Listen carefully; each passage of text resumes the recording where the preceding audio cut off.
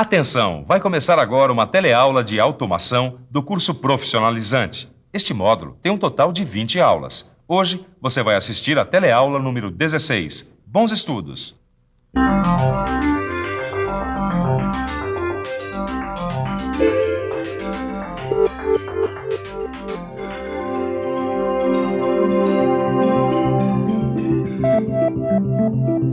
Você deve estar pensando que isso é uma mensagem secreta.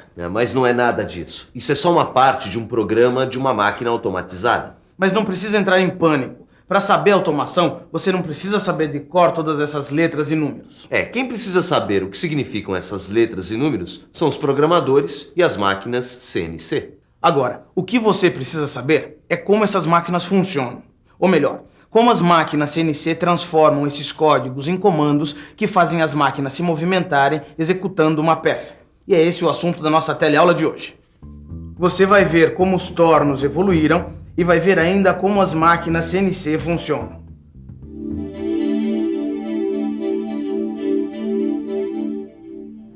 Hoje a gente começa por aqui, ao lado de um torno manual.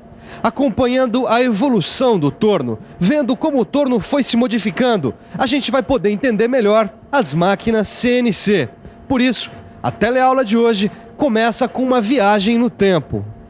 Desde o começo dos tempos, as pessoas inventam utensílios para facilitar a vida. É só você dar uma olhada em volta. Tudo que nós usamos no nosso dia a dia foi inventado para que as coisas ficassem mais fáceis. A caneta, por exemplo, já dependeu de um frasco de tinta para poder ser usada. Hoje, basta você tirar uma tampinha. E com o torno também não foi diferente. Como tudo que foi inventado pelo homem, a cada nova descoberta sobre os fenômenos da natureza, o torno foi ficando um pouco mais sofisticado e mais prático. Tá aí o nosso arquivo para provar isso. Os tornos, é claro, surgiram da necessidade de se moldar uma peça. Os primeiros eram totalmente rudimentares. Aí, com o tempo e as novas descobertas, foi criado o torno mecânico, mas ainda manual. Depois, os tornos automáticos, com controle mecânico, e depois ainda, os tornos computadorizados. E hoje já existem até células de torneamento, que na verdade são mini fábricas de peças torneadas.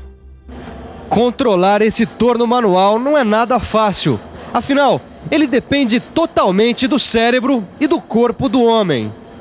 De acordo com o material usinado, o torneiro seleciona todo o processo. Desde a rotação da placa, o avanço e até a quantidade de material que deve ser removido. Aqui tudo depende dos olhos do operador. Através deles, o cérebro recebe informações que vão permitir que ele controle tantas operações. Só que o torno manual tem outras limitações, além de sua dependência dos olhos do operador. O trabalho mecânico, por exemplo.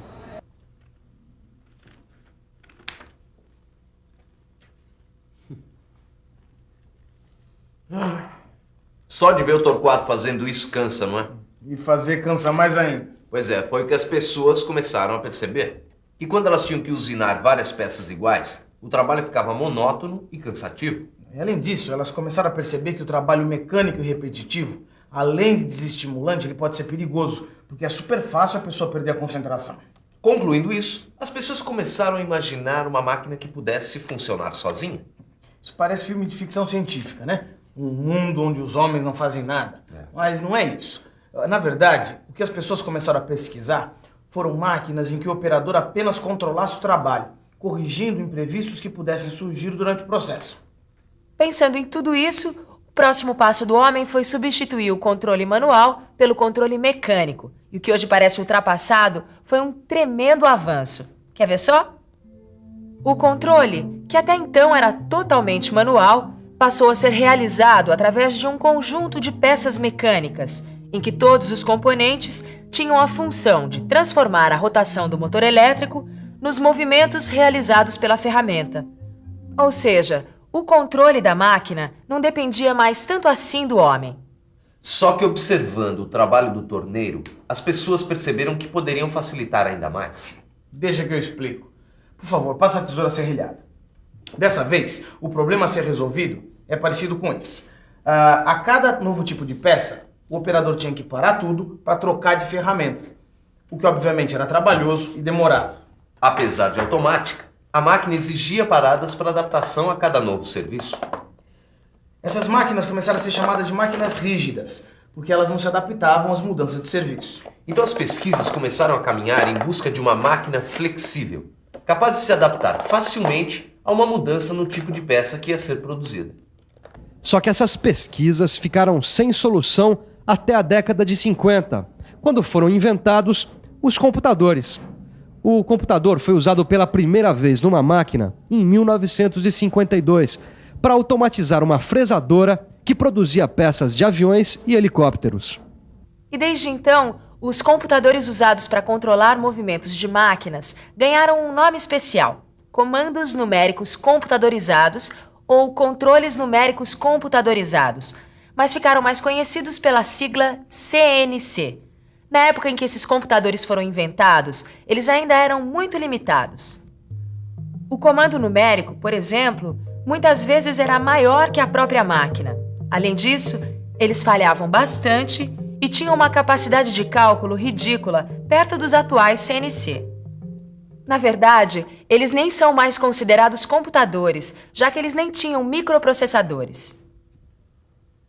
Os atuais tornos são controlados por comandos numéricos. E uma das principais vantagens dos comandos numéricos é que eles permitem uma rápida mudança na sequência de operações que a máquina vai realizar. É só estar previsto no programa. Programa. Você já deve ter ouvido essa palavra mais de 1000 vezes nesse telecurso de automação. Só que você vai ter uma grande surpresa. Porque o programa das máquinas CNC não é nenhum bicho de 7 cabeças. Pelo contrário, ele é muito parecido com uma receita de bolo. Por incrível que pareça, o humano não está exagerando não. Porque um programa e uma receita de bolo têm várias coisas em comum. Os dois são uma lista de instruções, só que escritas em linguagens diferentes. O programa do computador, obviamente, é escrito numa linguagem que a máquina entende.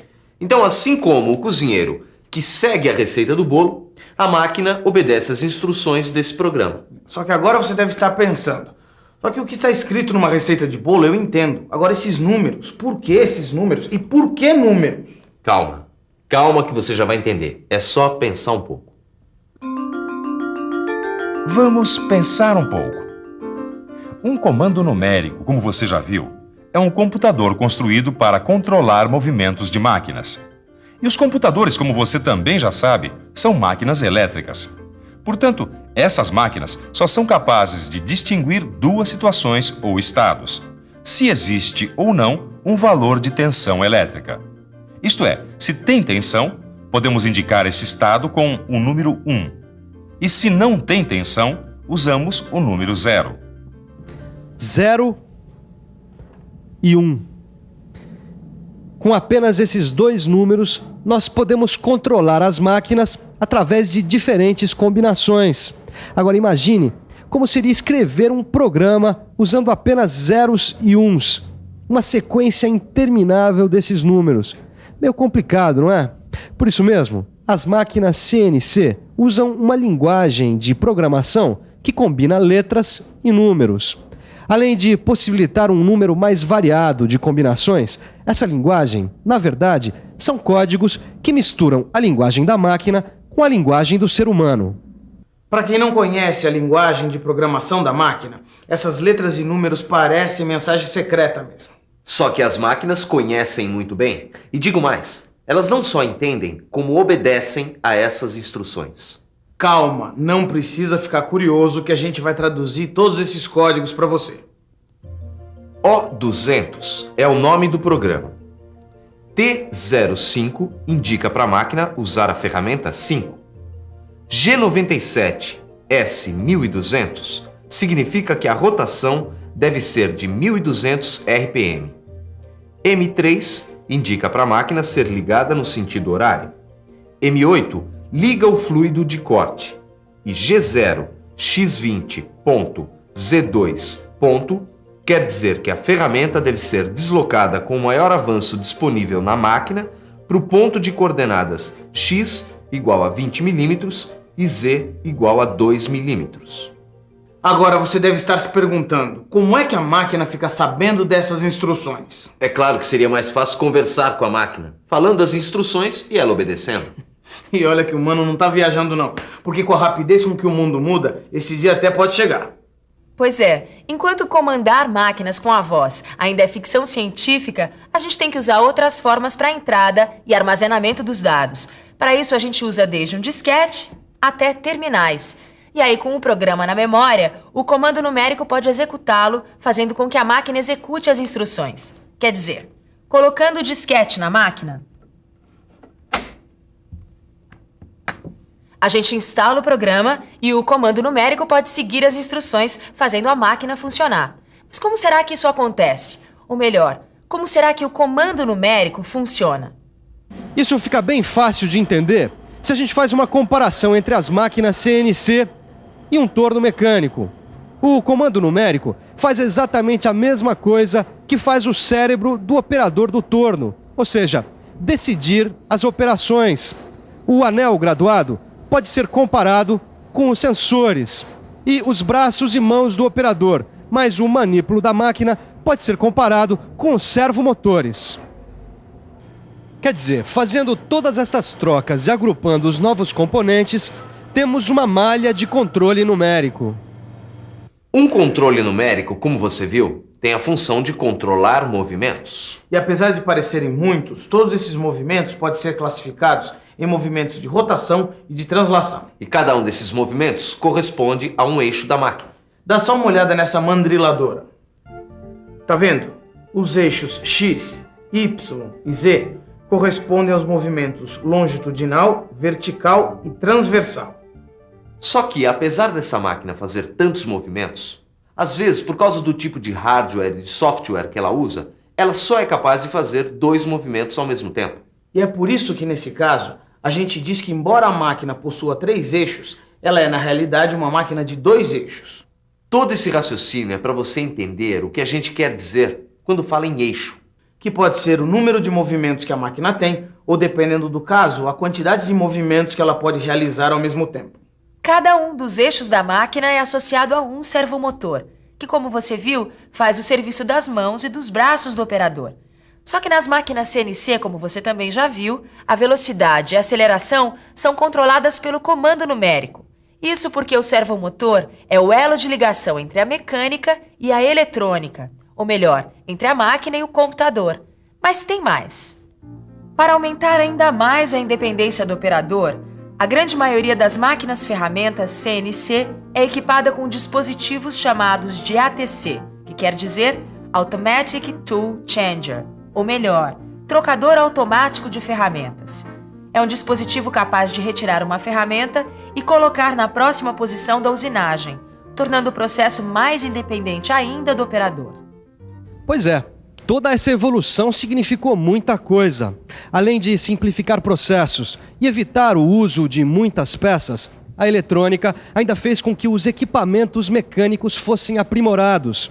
Afinal, as máquinas ficaram mais precisas e passaram a exigir cada vez mais componentes mais sofisticados. Outra coisa importante, você percebeu que as máquinas CNC não são usadas somente em tornos, mas também nas indústrias têxteis, alimentícias, de calçados, enfim, em todas as máquinas que podem ter o seu posicionamento, a sua velocidade e a sua aceleração controladas. Por isso, fique ligado, porque as máquinas CNC estão presentes em tudo que é indústria. E se você não quiser ficar para trás, o jeito é acompanhar a nossa revisão. E atenção, se liga aí que é hora da revisão. Na teleaula de hoje, você viu que as células de torneamento são mini fábricas de peças torneadas. Viu que apesar da evolução da automação, ainda é necessário desenvolver programas para controle. Viu que no controle manual de um torno mecânico existe a interferência do operador. E viu ainda que os comandos numéricos computadorizados têm a função de controlar os movimentos das máquinas. Agora é com você. Bons estudos e até a próxima.